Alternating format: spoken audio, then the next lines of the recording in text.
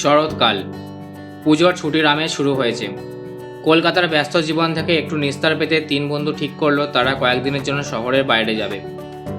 অর্পিতা, মেঘলা এবং সায়ন। অর্পিতা শান্ত স্বভাবের, বই পড়তে ভালোবাসে, কিন্তু ভেতরে ভেতরে বেশ সাহসী মেয়ে। মেঘলা চঞ্চল, হাসিখুশি, তবে খুব কুসংস্কারে বিশ্বাসী।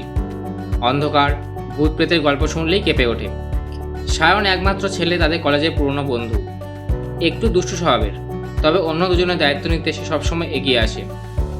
তারা সিদ্ধান্ত নিল উত্তরবঙ্গের এক অজপল্লী ঝরাপাহাড় গ্রামে যাবে। শহর থেকে অনেক দূরে, চারিদিকে ঘন বন, পাহাড় আর ঝর্ণা। শুনেছিল জায়গাটা নাকি প্রগতির স্বর্গরাজ্য। ট্রেন থেকে নামার পর লোকাল জিপে কয়েক ঘন্টার রাস্তা। রাস্তা যতই এগোতে লাগলো সভ্যতার ছোঁয়া ততই বেশি কমতে লাগলো। মেঘলা জানলা দিয়ে তাকিয়ে বলল, এই জায়গাটা বেশ ভৌতিক না? চারিদিকে বন, তবুও পাখিরার ডাক নেই। অর্পিতা হাসল।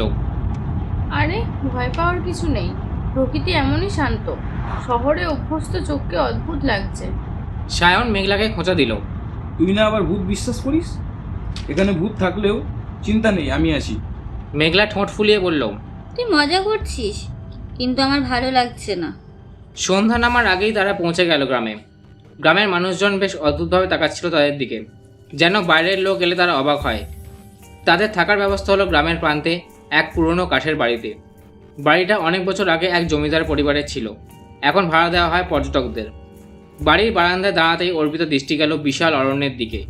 অদ্ভুত শান্তি, আবার কোথাও যেন এক অচেনা ভয়ের স্রোত বইছে। রাতের খাবার শেষ করে তার বারান্দায় বসেছিল। আকাশ ভরা তারা।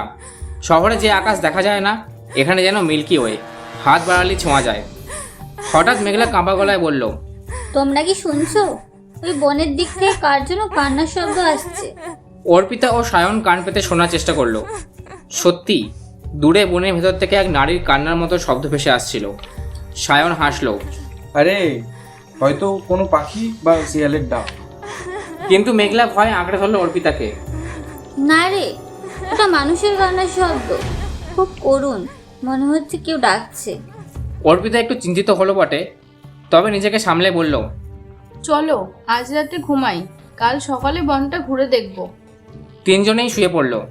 কিন্তু গভীর রাতে অর্পিতার ঘুম ভেঙে গেল। জানলার বাইরে চাঁদের আলো। হঠাৎ সে দেখল অরণ্যের ভেতর দিয়ে সাদা পোশাক পরা এক মহিলা ধীরে ধীরে হাঁটছে। তার চুল লম্বা, মুখ স্পষ্ট দেখা যাচ্ছে না, কিন্তু ভৌতিক ভঙ্গিতে হাত নাড়তে নাড়তে সে বনের অন্ধকারে মিলিয়ে গেল। অর্পিতা শিউরে উঠল, গলা শুকিয়ে কাঠ। সে ফিসফিস করে ডাকল, সায়ন, মেঘলা। কেউ জেগে উঠল না। জানলার বাইরে আবার সেই কান্নার শব্দ ভেসে এলো, যেন রাতের নিস্তব্ধতার বুক কাঁপিয়ে তুলছে। অর্পিতার মনে হলো এই কান্নার শব্দ কেবল শোনা নয়, তাকে যেন ডাকছে। এসো। সে চমকে উঠে জানলা বন্ধ করে দিল। সকালে ঘুম ভাঙতেই অর্পিতার মনে রাতের ঘটনাটা ঝড়ের মতো আঁচড়ে পড়ল। শরীরটা তার এখনও কাঁপছে, কিন্তু সে ভাবল ঘুম চোখে হয়তো সে ভুল কিছু দেখেছে। ভয় পেয়ে তার মনের ভুল। সায়ন আর মেঘলা তখনও ঘুমোচ্ছিল। তাদের ডাকতে গিয়ে অর্পিতা থেমে গেল। রাতে যে নার্ভাসনেস মেঘলার মধ্যে ছিল, তাতে রাতের ঘটনাটা করলে সে আর এক মুহূর্ত এখানে থাকতে চাইবে না। সায়নকে বলেও লাভ নেই, সে তো সব কিছুকেই ফাজলামি বলে উড়িয়ে দেবে। নিজেকে সামলে নিয়ে সে বারান্দায় গিয়ে দাঁড়ালো। ঝরা পাহাড় গ্রাম আর সেই বিশাল অরণ্য। কাল রাতে যে দিকটাতে সাদা পোশাকের ছায়াটা দেখেছিল, সেই দিকটাতেই তার চোখ আটকে গেল। জায়গাটা যেন আরও ঘন, আরও রহস্যময়। সায়ন আর মেঘলা ততক্ষণে উঠে পড়েছে। মেঘলার চোখে মুখে এখনও একটা আতঙ্কের ছাপ। সম্ভবত রাতের কান্নার শব্দ তার মনেও ভয় ধরিয়েছিল। কাল রাতে কি আওয়াজ শুনেছিলাম রে? আমার তো মনে হচ্ছে কোথাও কিছু গন্ডগোল আছে। চলো আমরা কালকেই ফিরে যাই। মেঘলা প্রায় কেঁদে ফেলল। সায়ন হাই তুলতে তুলতে বলল, আরে বাবা, একটু ফরেস্ট আর ঝর্ণা দেখবো বলে এলাম, আর তুই এখনই পালাতে চাইছিস? ওটা হয়তো শিয়ালের ডাক ছিল। এখন এখানে ভূত নেই, কিছু নেই। চল নাস্তা করি। অর্পিতা মেঘলার কাছে গেল। শোন মেঘলা, চল আমরা আজ সকালে বেরিয়ে একটু হেঁটে আসি, জায়গাটা ঘুরে দেখি। প্রকৃতির কাছে ভয় থাকে না, শান্তি থাকে। যদিও অর্পিতার নিজের মনই শান্ত ছিল না। অর্পিতার কথায় কিছুটা ভরসা পেল মেঘলা। নাস্তার পর তিনজন গ্রামের পথে বেরিয়ে পড়ল। গ্রামের দু একটি লোকের সাথে কথা বলে জানতে পারলো গ্রামের মানুষজন ওই অরণ্যের গভীরে একেবারেই যায় না। গ্রামের প্রবীণরা জানায় অরণ্যটা নাকি অভিশাপে ঘেরাম। বহু বছর আগে কোনো এক অশুভ ঘটনা ঘটেছিল সেখানে। কেউ নাকি ওই অরণ্যের গভীরে গেলে আর ফেরে না। অর্পিতার মনে কৌতূহল পারল, কিন্তু মেঘলার মুখ ভয়ে ফ্যাকাশে হয়ে গেল। অর্পিতা, সায়ন, তোমরা প্লিজ আর সামনে যেও না, আমার ভয় করছে। আমরা ফিরে যাই। মেঘলা কাকতি মিনতি করতে লাগলো। সায়ন হাসতে হাসতে বলল, অরেঞ্জ ওয়াইফ নাকি? আরে ওগুলো সব গায়ের লোকের বানানো গল্প। চল তো একটু অ্যাডভেঞ্চার হোক। সায়ন মেঘলাকে টেনে নিয়ে চলল অরণ্যের দিকে, যেখান থেকে একটা ছোট পাহাড়ি রাস্তা শুরু হয়েছে। অরণ্যের ভেতরে ঢুকতেই পরিবেশটা মুহূর্তে পাল্টে গেল। রাস্তার দুপাশে গাছগুলো এত ঘন যে সূর্যের আলো মাটি স্পর্শ করতে পারছে না। একটা স্যাঁতস্যাঁতে ঠান্ডা আর শুকনো পাতার গন্ধ। হঠাৎ অর্পিতা মাঠের দিকে তাকালো। একটা অদ্ভুত জিনিস দেখতে পেল সে। কিছু ফুল, যা সাধারণত এই সময় ফোটে না, শুকিয়ে মাটির ওপর পড়ে আছে। ফুলগুলো দেখতে অনেকটা সাদা টগর ফুলের মতো, কিন্তু মাঝখানে একটা গাঢ় লাল ছোপ। দেখতে সুন্দর, কিন্তু কেমন যেন অস্বাভাবিক। দাঁড়া সায়ন, এটা দেখ। অর্পিতা ঝুঁকে পড়ল। সায়ন ফুলটা হাতে তুলে বলল, বাহ, সুন্দর তো। কোথায় পেলি এগুলো? ঠিক তখনই তারা একটা জিনিস লক্ষ্য করলো। তাদের চলার পথের দুধারে কিছুটা দূরত্ব অন্তর এই একই ধরনের সাদা ফুল মাটিতে ফেলা আছে, যেন কেউ তাদের পথ দেখিয়ে নিয়ে যাচ্ছে। মেঘলা ভয় পিছিয়ে এলো। অর্পিতা, দেখছিস না? কেউ আমাদের ডাকছে, কেউ আমাদের এই বনের গভীরে নিয়ে যেতে চাইছে। সায়নের মুখটাও কেমন যেন গম্ভীর হয়ে গেল। তার মজা করা ভাবটা উধাও। সে চারিদিকে একবার সতর্ক দৃষ্টিতে তাকালো। অর্পিতা ফুলগুলোর দিকে তাকিয়ে বলল, মনে হচ্ছে কেউ যেন আমাদের সাহায্য চাইছে। হয়তো কাল রাতে যাকে দেখেছিলাম। অর্পিতার মনে যেন এক অজানা শক্তি কাজ করতে শুরু করলো। সে ভয় পেলেও কৌতূহল তাকে টেনে নিয়ে গেল। সে পা বাড়ালো ফুল বিছানো পথের দিকে। সায়ন আর মেঘলা ইতস্তত করে তাহলেও তাকে অনুসরণ করলো। ফুল বিছানা পথটা শেষ হলো একটা ভাঙা পুরনো পাথরের বাড়ির সামনে। বাড়িটা লতাপাতায় ঢেকে গেছে। বাইরে থেকে মনে হচ্ছে বহু বছর পরিত্যক্ত। বাড়ির প্রধান দরজার পাশে একটা পাথরের ফলক, তাতে নাম লেখা গুপ্ত নিবাস। দরজাটা হাট করে খোলা, যেন ভেতরে কেউ তাদের জন্যই অপেক্ষা করছে। অর্পিতার হৃৎপিণ্ড দ্রুত তালে ধুকপুক করছে। সে সায়নকে ফিসফিস করে বলল, ভেতরে কেউ আছে মনে হচ্ছে। সায়ন পকেট থেকে ছোট একটা টর্চ বের করে বলল, যা থাকে কপালে, চল দেখা যাবে। কিন্তু মেঘলা দরজার বাইরেই শক্তভাবে দাঁড়িয়ে রইল। মাথা নেড়ে বলল, আমি যাব না। আমার মনে হচ্ছে এর ভেতরে ঢুকলেই আর আমরা ফিরে আসতে পারবো না। অর্পিতা একবার মেঘলার দিকে তাকালো, একবার অন্ধকার ঘরের ভেতর। তার ভেতরে সাহসিকতা আর কৌতূহল যেন তাকে টেনে নিয়ে যাচ্ছিল এক নিষিদ্ধ সত্যের দিকে। অর্পিতা আর সায়ন দুজনেই এক পায়ে ভাঙা গুপ্ত নিবাসের ভেতরে প্রবেশ করল। মেঘলা দরজার বাইরে ঠকঠক করে কাঁপতে কাঁপতে একা দাঁড়িয়ে রইল। কিছুক্ষণ মধ্যে মেঘলার কানে এলো, ভেতর থেকে একটা মিষ্টি করুণ কণ্ঠস্বর মেঘলার নাম ধরে ডাকছে। মেঘলা, মেঘলা। মেঘলার শরীর মুহূর্তের জন্য স্থির হয়ে গেল। সে কি ভেতরে যাবে নাকি পালানোর চেষ্টা করবে? ভেতরে সেই করুণ কণ্ঠস্বর শুনে মেঘলার মেরুদণ্ড বেয়ে একটা ঠান্ডা স্রোত নেমে গেল। সে দ্রুত পেছন ফিরতে চাইল, কিন্তু যেন অদৃশ্য কোনো শক্তি তাকে দরজার দিকে টেনে নিয়ে যাচ্ছিল। তার পা দুটো ভারী হয়ে গেছে, সে পালাতে পারছে না। মেঘলা, ভয় পাস না, আয়।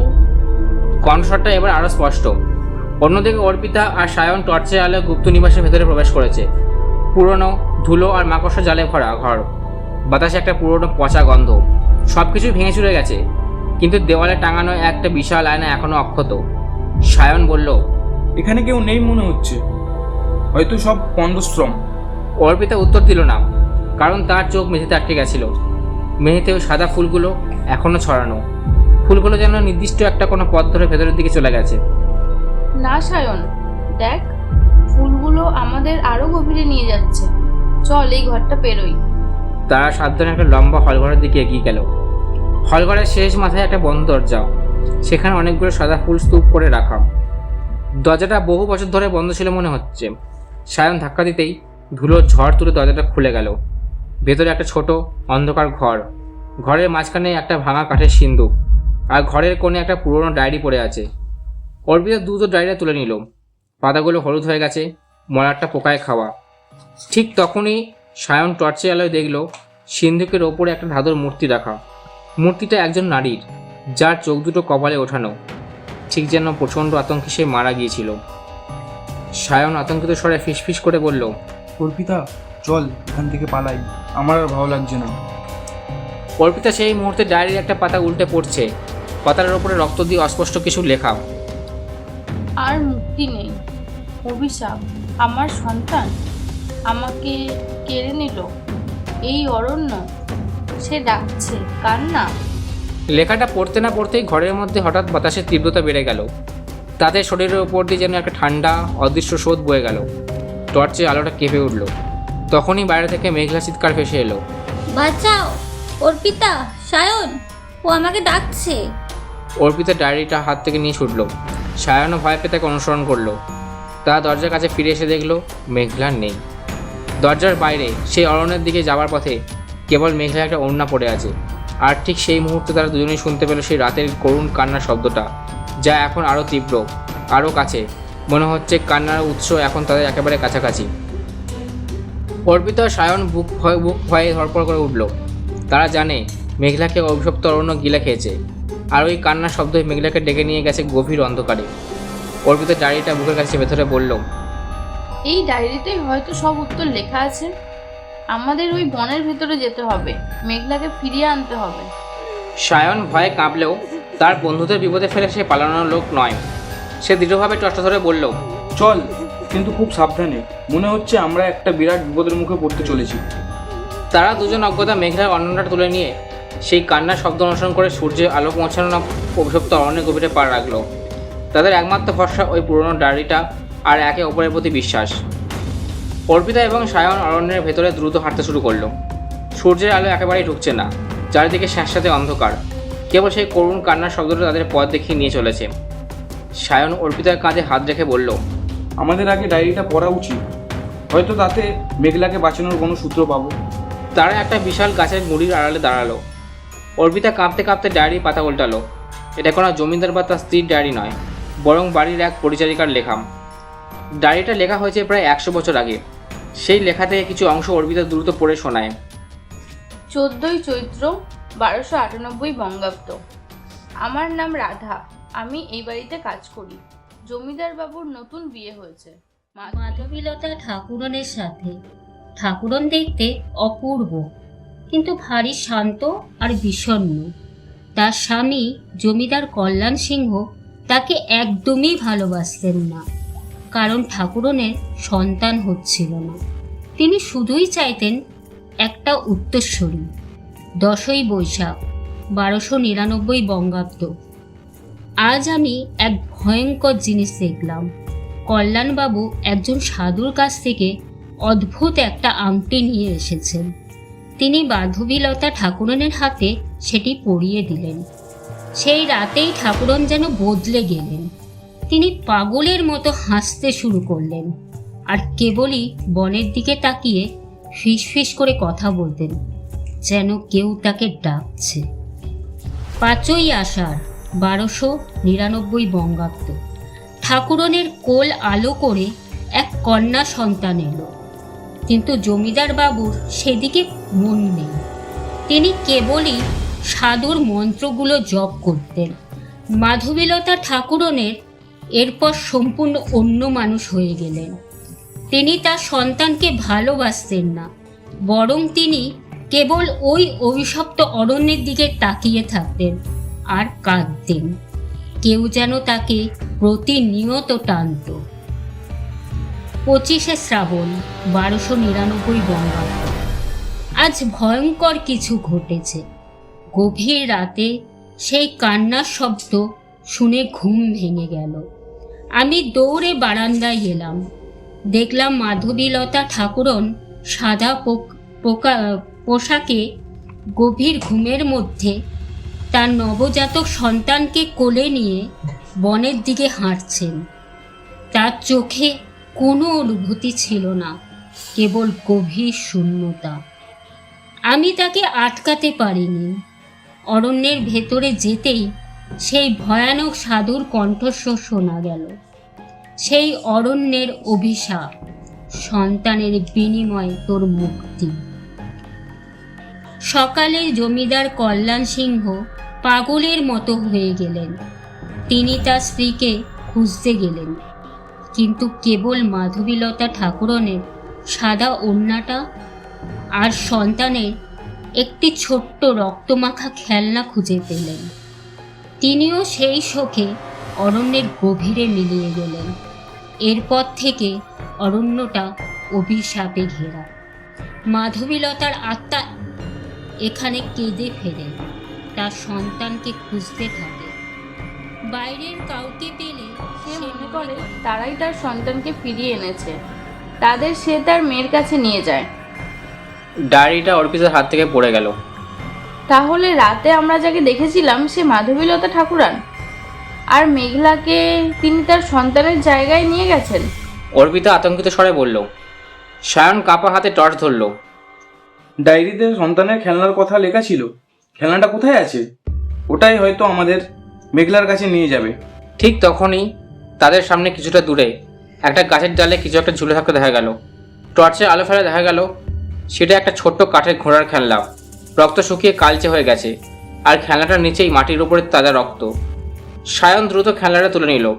খেলনাটা হাতে নিতেই কান্নার শব্দটা আরও কাছে চলে এলো, যেন তাদের একদম পিছনে কেউ দাঁড়িয়ে কাঁদছে। আমাদের আর দেরি করা উচিত হবে না, মেঘলার বিপদ আরও বাড়ছে। বলেই সায়ন খেলনাটা হাতে তুলে সেই কান্নার শব্দ লক্ষ্য করে ছুটতে শুরু করলো। অর্পিতা ডায়েরিটা তুলে নিয়ে সায়নকে অনুসরণ করলো। অরণ্যের গভীরে, যেখানে গাছপালা এতটাই ঘন যে আলো নেই বললেই চলে, তারা পৌঁছে গেল একটা প্রাচীন ভীষণ অন্ধকার কুয়োর সামনে। কুয়োর পাড়টা স্যাঁতস্যাঁতে শ্যাওলা ঢাকা। কান্নার শব্দটা এখন এই কুয়োর ভেতর থেকেই আসছে। সায়ন টর্চের আলো কুয়োর গভীরে ফেললো। কিছুই দেখা গেল না, শুধু ঘোর অন্ধকার। তখনই কুয়োর পাশ থেকে একটা মিষ্টি, করুণ কিন্তু শীতল কণ্ঠস্বর ভেসে এলো, যা তাদের শিরদাঁড়া দিয়ে একটা হিমের অনুভূতি বইয়ে দিল। তোমরা আমার মেয়েকে নিয়ে এসেছো? অর্পিতা আর সায়ন চমকে পেছনে ফিরল।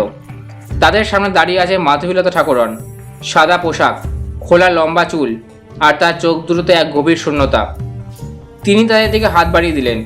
তার হাতে বাহাকা ফুলের মতো দেখতে সে সাদা ফুল। তিনি শান্ত অথচ করুণ স্বরে বললেন, আমার মেঘলা, সে আমার মেয়ে, তাকে আমার কাছে ফিরিয়ে দাও। অর্পিতা বুঝতে পারল মাধবীলতার আত্মা মেঘলাকে নিজের মৃত সন্তানের জায়গায় দেখছে। এখন কি করা উচিত? তাকে সত্যটা বুঝিয়ে বলা, নাকি তার হাতে সেই অভিশপ্ত খেলনা তুলে দিয়ে তাকে শান্ত করা?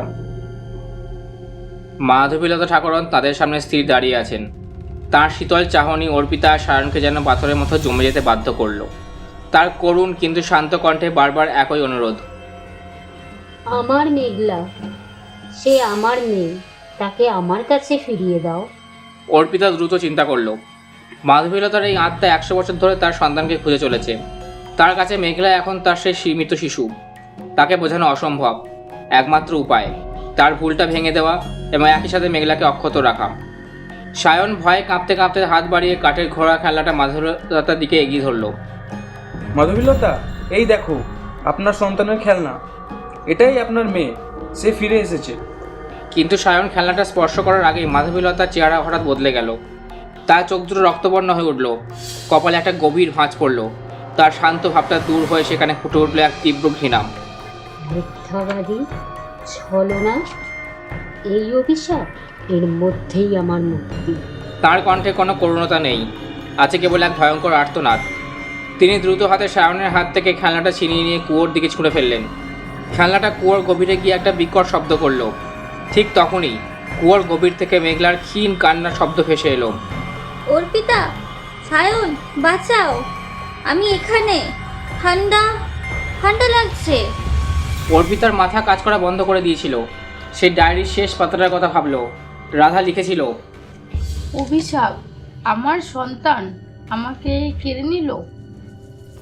এই অরণ্য সে ডাকছে, কান্না।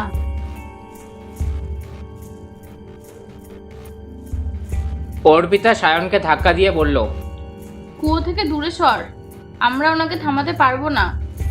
মাধবীলতা ঠাকুরন এরপর কুয়োর দিকে মুখ করে দাঁড়ালেন। তার চোখ দুটো স্থির কুয়োর অন্ধকারের দিকে। তিনি হাত বাড়িয়ে কুয়োর গভীরে ইশারা করলেন। মেঘলা, এসো আমার কাছে, মা ডাকছে। কুয়োর ভেতর থেকে একটা সাদা ধোঁয়া কুণ্ডলী পাখি উপরে উঠতে শুরু করলো। ধোঁয়াটা মেঘলার দিকে এগিয়ে যেতেই মেঘলার চিৎকার আরও তীব্র হলো, যেন অদৃশ্য কিছু তাকে টেনে নিয়ে যাচ্ছে। মাধবীলতা ঠাকুরন তখন আবার অর্পিতা ও সায়নের দিকে ফিরলেন। তার শূন্য চোখ দুটো স্থির। তোমাদের মধ্যে কেউ একজন যদি অরণ্যের অভিশাপ গ্রহণ করো, তাহলেই আমার আত্মার মুক্তি পাবে আর তোমার বন্ধুও ফিরে আসবে, নয়তো এই অভিশপ্ত অরণ্য গিলে খাবে তোমাদের তিনজনকে। অর্পিতা এক মুহূর্ত চিন্তা করলো না। সে বুঝে গেল, এখন যদি তারা ফিরে যায় তবে মাধবীলতার আত্মা মেঘলাকে মেরে ফেলবে। এই অভিশাপ যা জমিদার কল্যাণ সিংহের জন্য মাধবীলতার ওপর পড়েছিল, তার মুক্তির প্রয়োজন। অর্পিতা এক পা এগিয়ে মাধবীলতার ঠিক সামনে দাঁড়ালো। তার চোখে ভয় নেই, আছে কেবল দৃঢ়তা। আমি তৈরি, আমি এই অভিশাপ গ্রহণ করব। মেঘলাকে ছেড়ে দিন। সায়ন চিৎকার করে উঠল। না অর্পিতা, তুই কি বলছিস? আমরা অন্য পথ খুঁজবো। কিন্তু অর্পিতা সায়নের দিকে ফিরে শান্ত অথচ দৃঢ়ভাবে বলল, সায়ন, তুই মেঘলাকে তুলে নিয়ে এখান থেকে পালা, আমি সব সামলে নেব। মাধবীলতার ঠোঁটে একটা শীতল হাসি ফুটে উঠল। তিনি ধীরে ধীরে তার ডান হাতটা অর্পিতার কপালে রাখলেন। তার হাতের স্পর্শ বরফের মতো ঠান্ডা। এক মুহূর্তে অর্পিতার মনে হলো তার ভেতরে থাকা সমস্ত আলো নিভে যাচ্ছে।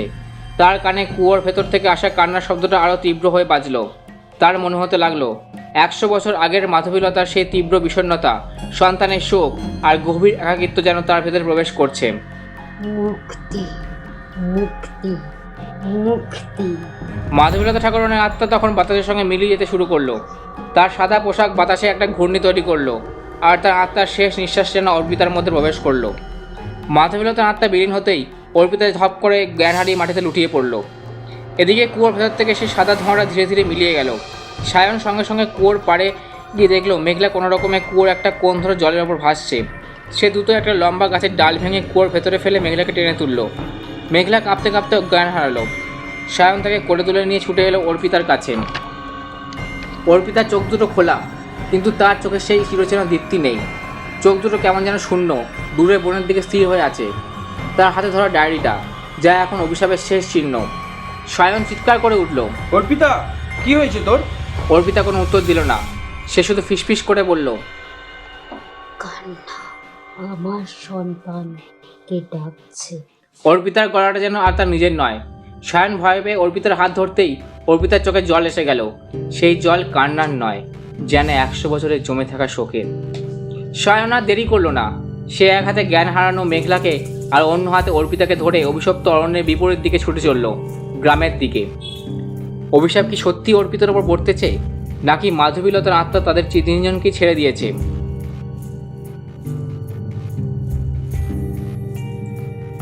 অরণ্য থেকে গ্রামের দিকে ছুটতে ছুটতে সায়নের মনে হলো যেন তার পিছনে হাজারো বছরের শীতল বাতাস হাওয়া ধাওয়া করছে।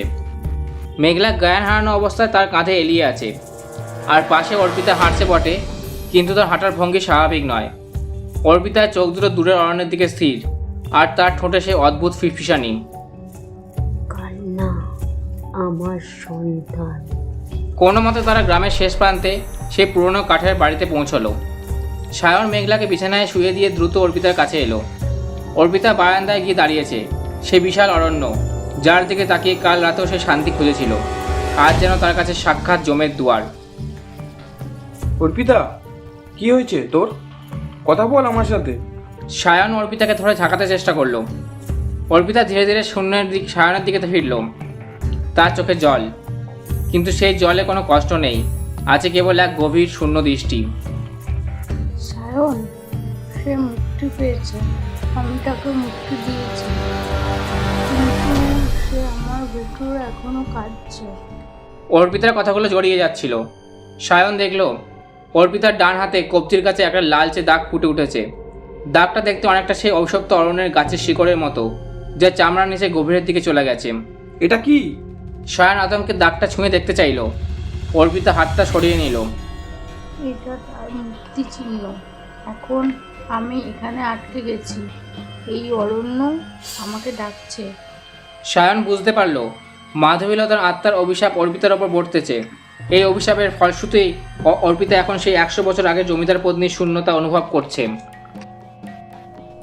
না অর্পিতা, আমরা এখনই এখান থেকে চলে যাব। আমরা আবার কলকাতায় ফিরে যাব। এই অভিশাপের কোনো জায়গা নেই এই সমাজে। সায়ন দ্রুত ব্যাগপত্র গোছাতে শুরু করলো, কিন্তু হঠাৎ তার নজরে এলো টেবিলের ওপর রাখা সেই পুরনো ডায়েরিটা, যা এখন অর্পিতার হাত থেকে পড়ে গেছে। ডায়েরিটা একেবারে শেষ পাতাটা উল্টানো, রাধার হাতের লেখা। অভিশাপের শেকড় কেবল বংশ পরম্পরায় বা স্বেচ্ছায় কাউকে গ্রহণ করতে হয়, তবে একটাই উপায় আছে। জমিদার কল্যাণ সিংয়ের সমাধি, তিনি তার সন্তানের রক্তমাখা খেলনা নিয়ে এই অরণ্যের গভীরে মিলিয়ে গেছিলেন। যদি তার সমাধি খুঁজে বের করে তার সন্তানের হারানো শোকের চিহ্ন, সেই খেলনাটি যদি সমাধিতে ফিরিয়ে দেওয়া যায়, তবেই এই অভিশাপে চিরতরে ঘুচে যাবে। কারণ এই অরণ্যের অভিশাপ জন্ম নয়, শোকের গভীরতা দিয়ে বাঁধা। সায়নের মাথায় যেন বিদ্যুৎ খেলে গেল। খেলনাটা সেই কাঠের ঘোড়ার খেলনা, যা মাধবীলতার আত্মা কুয়া ছুঁড়ে ফেলেছিল। খেলনাটা কোথায়? কুয়োর মধ্যে? সায়ন প্রায় চিৎকার করে উঠল। অর্পিতা তার দিকে ফ্যাল করে তাকিয়ে রইল, যেন সে অন্য কোনো জগতে আছে। সায়ন, আর দেরি নয়, আমাদের এখনই ওই খেলনাটা তুলে আনতে হবে, আর মাধবীলতার স্বামীর সমাধি খুঁজতে হবে। এই অভিশাপের শিকড় উপড়ে ফেলতে হবে, নয়তো অর্পিতা। সায়ন নিজেকে সামলে নিয়ে মেঘলাকে দেখল। সে তখনও অঘরে ঘুমোচ্ছে, কিন্তু এত সহজে অরণ্য কি তাদের এই কাজ করতে দেবে? হঠাৎ বারান্দার বাইরে বাতাসের গতি বেড়ে গেল। ঘরের দরজা জানলাগুলো সশব্দে বন্ধ হতে শুরু করলো। অর্পিতা তার চোখ বন্ধ করে মাথা ঝাঁকাতে লাগলো, যেন কেউ তার মাথায় জোরে আঘাত করছে। যাও, যেও না, এ আমার স্থান, এ আমার কান্না। অর্পিতার কণ্ঠস্বর এখন পুরোপুরি মাধবীলতার মতোই শোনাচ্ছে। সায়ন বুঝতে পারল অর্পিতার শরীরের ভেতর মাধবীলতার অভিশাপ এখন সক্রিয়।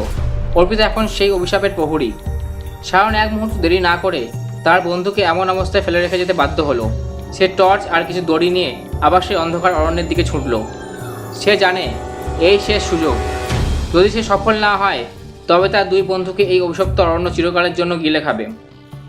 সায়ন আবার সেই অভিশপ্ত অরণ্যের গভীরে ছুটে চলল। এবার তার সঙ্গে শুধু একটা টর্চ, কিছু দড়ি আর মনের মধ্যে এক গভীর সংকল্প। সে জানে এইবার একা।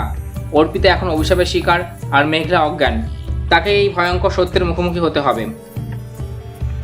মাধবীলতার করুণ কান্নার শব্দ এখন আর শোনা যাচ্ছে না, কেবল এক ভয়াবহ নিস্তব্ধতা, যা বাতাসের প্রতিটি শাখা পোশাকে লুকিয়ে আছে। সায়ন দ্রুত পা চালিয়ে সে কুয়োর সামনে এসে দাঁড়ালো। কুয়োর পাশটা এখন আরও অন্ধকার, আরও ভয়ঙ্কর। সায়ন টর্চের আলো কুয়োর গভীরে ফেলল। কিছু দেখা যাচ্ছে না, খেলনাটা অনেক নিচে পড়েছে। সায়ন হাতে থাকা দড়িটা কুয়োর পাড়ের একটা শক্ত গাছের গুঁড়ির সাথে বাঁধল। তারপর এক মুহূর্ত দেরি না করে দড়ি বেশে সাবধানে নিচে নামতে শুরু করলো। নিচে নামার সময় কুয়োর শ্যাওলা ধরা দেওয়াল থেকে একটা স্যাঁতস্যাঁতে ঠান্ডা আর পচা গন্ধ ভেসে এলো। কিছুটা নামার পর সায়নের পায়ের নিচে ঠান্ডা জল অনুভব হলো। সে টর্চের আলো জলে খুঁজতে থাকলো। জলের ওপর তার নিজের প্রতিবিম্ব দেখতে পেল, যা ভয় ফ্যাকাশে হয়ে গেছে। হঠাৎই তার পায়ের কাছে একটা কাঠের টুকরো স্পর্শ পেল। সে দ্রুত সেটি তুলে নিল। হ্যাঁ, এটাই সেই ছোট কাঠের ঘোড়ার খেলনা। খেলাটা পেয়ে সায়নের মনে কিছুটা সাহস এলো। খেলনাটা হাতে নিতেই সায়নের কানে একটা ফিসফিসে শব্দ এলো। সেই শব্দটা যেন তার কানের কাছেই। আমার মেয়ে, আমার মেয়ে। সায়ন আর এক মুহূর্ত অপেক্ষা করলো না। দ্রুত দড়ি পেয়ে সে কুয়োর ওপর উঠে এলো। খেলনাটা কাপড়ের আঁচল দিয়ে ভালো করে মুছে নিল। এখন তার পরের লক্ষ্য কল্যাণ সিংহের সমাধি। সায়ন ডায়েরির কথা মনে করার চেষ্টা করলো। জমিদার কল্যাণ সিংহ তার সন্তানের রক্তমাখা খেলনা নিয়ে এই অরণ্যের গভীরে মিলিয়ে গিয়েছিলেন। শোকের গভীরতা দিয়ে বাঁধা এই অভিশাপ। সে সেই জায়গাটা খুঁজতে শুরু করলো, যেখানে মাধবীলতার আত্মা বিলীন হয়েছিল। সেই কুয়োর চারপাশে ঘন গাছপালা। চলতে চলতে সায়ন একটা জায়গায় দেখলো গাছের ডালপালাগুলো অস্বাভাবিকভাবে মাটির দিকে ঝুঁকে আছে, যেন কেউ সেগুলোকে জোর করে টেনে নিচে নামিয়েছে। ওই জায়গায় বিশাল একটা গাছের শিকড়ের নিচে একটা ভাঙা পাথরের চাই দেখতে পেল। চাইটার ওপরে ধুলো আর শ্যাওলার আস্তরণ, কিন্তু সাবধানে ধুলো সরাতেই দেখা গেল তাতে অস্পষ্টভাবে লেখা কল্যাণ সিংহ, শৌকিজার শেষ ঠিকানা। সায়ন বুঝতে পারল এটাই সেই সমাধি। মাধবীলতার অভিশাপ শিকড় এখানে। সে দ্রুত সেই কাঠের ঘোড়ার খেলনাটা বের করলো।